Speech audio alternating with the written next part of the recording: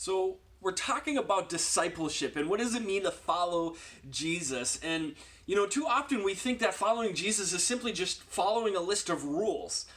But then you come to passages like Ephesians 2:8 and 9, where it talks about you being saved by grace, not by anything you do, because salvation is a gift from God.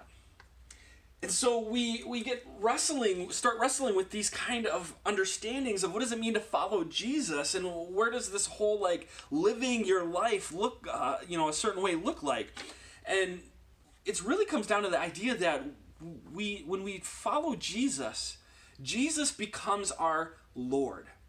Now, have you ever thought about what that term actually means for Jesus to be Lord? The idea of somebody to be a Lord, I mean, think about back in the olden days of castles and knights and you have lords and ladies, right? For somebody to be a Lord, it means for them to be a master, an owner, to have this position of power and authority over somebody else.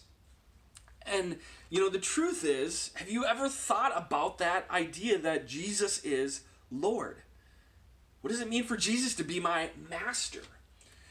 And even in 1 Corinthians chapter 6, it tells us that you are not your own, but you have been bought with a price. Bought by the price that Jesus paid on the cross.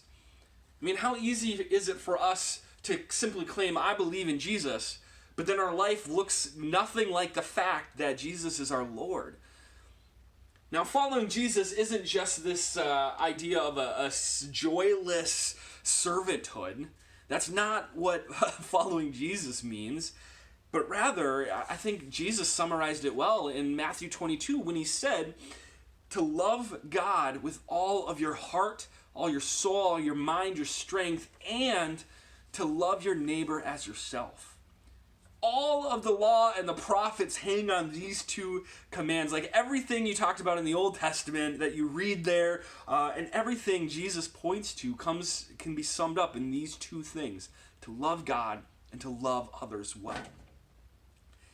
And the truth is, following Jesus isn't just following a list of rules. It all comes down to love.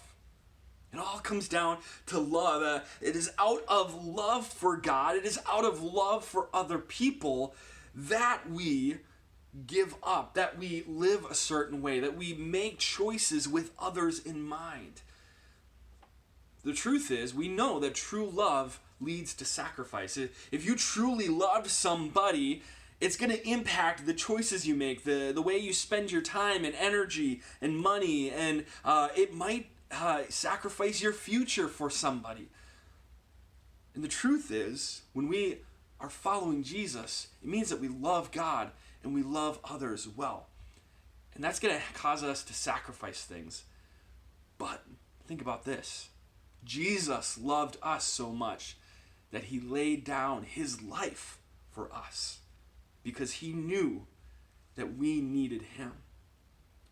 So my question for you today is to consider the fact, is Jesus your Lord? Do you love God and love others so much that it is leading you to sacrifice for the sake of others? Because then and only then do we truly know what it means to be saved by grace.